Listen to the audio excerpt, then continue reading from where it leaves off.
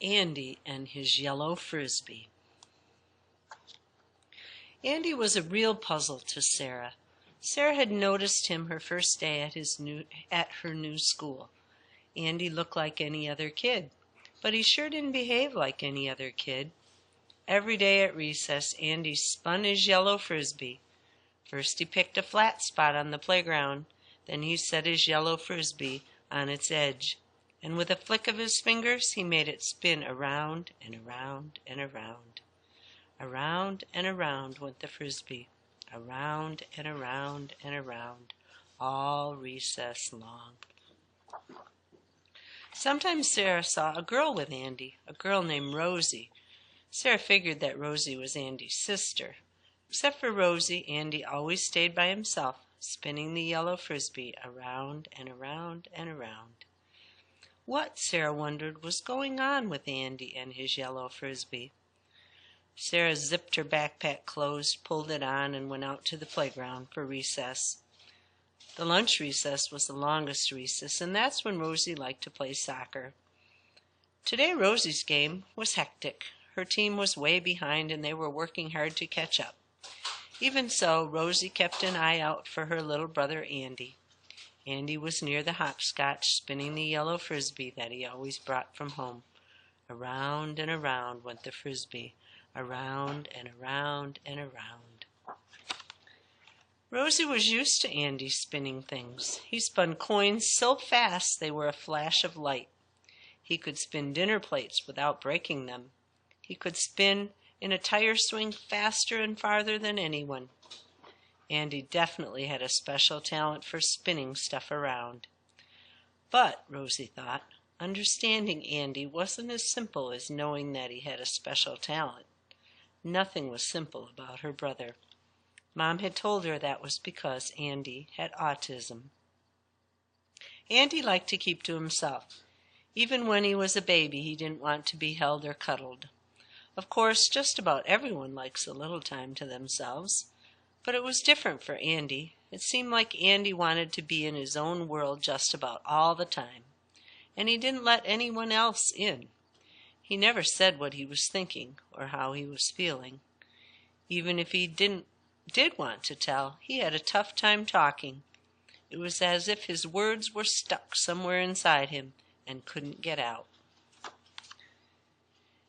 And maybe because he had such trouble with words, or maybe because he had a hard time with other people in new situations, Andy could get pretty upset. And when Andy got upset, he shut his eyes, wrapped his arms around his ears, and screamed and screamed and screamed. The next time Rosie looked up from her soccer game to check on Andy, she saw a girl sort of hanging around, watching him spin his yellow Frisbee. It was the new girl at school, the one with the big backpack. Rosie was worried. She thought that the new girl might not understand about Andy, and she was pretty sure that Andy didn't have the words to deal with the new girl. She knew how upset he could get. So she kicked the ball to a fast little second grader and ran over toward Andy, just in case. When Rosie got nearer, she saw the new girl was holding a Frisbee too. It was just like Andy's, only pink. "That's really cool the way you can spin that Frisbee," Rosie heard Sarah say to Andy. Andy just kept spinning his yellow Frisbee. Around and around went the Frisbee, around and around and around. "Will you show me how you do it?" Sarah asked Andy. Then Sarah sat down right next to Andy. "You can try mine if you like," she said. Sarah set her pink Frisbee on the ground in front of him. Andy looked at Sarah's pink Frisbee out of the corner of his eye. His yellow Frisbee wobbled and fell over on its side with a plop. Sarah sat still and waited. She hoped that Andy might answer her or maybe even pick up her Frisbee and start playing with it. But he didn't. Instead, he picked up his own Frisbee. He moved a little bit away, set his Frisbee on its edge again, and spun it into a yellow blur.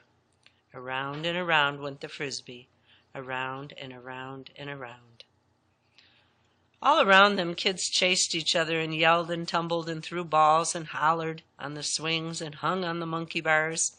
It seemed to Sarah that Andy and his yellow Frisbee were a little island of quiet on the busy school playground. Sarah thought about how it was for her to be the new girl at school, each day finding her way around the building, meeting her teachers, making friends. It was kind of scary. Every morning Sarah packed her favorite teddy, the big brown teddy, into her backpack, just knowing that her teddy was with her whenever she went. Wherever she went, gave Sarah the extra comfort that she needed for now. Maybe, Sarah thought, maybe Annie's spinning yellow Frisbee was something like that. Sarah picked up her pink Frisbee and stood up. "That's okay, Andy," Sarah said. "How about another time?"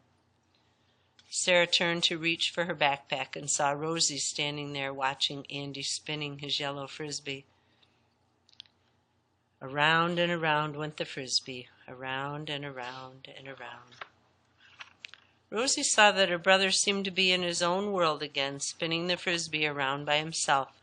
The new girl had gotten awfully close, closer than Andy usually liked, and Rosie had been afraid that he might have some trouble. But he didn't. Instead, Andy made Rosie wonder.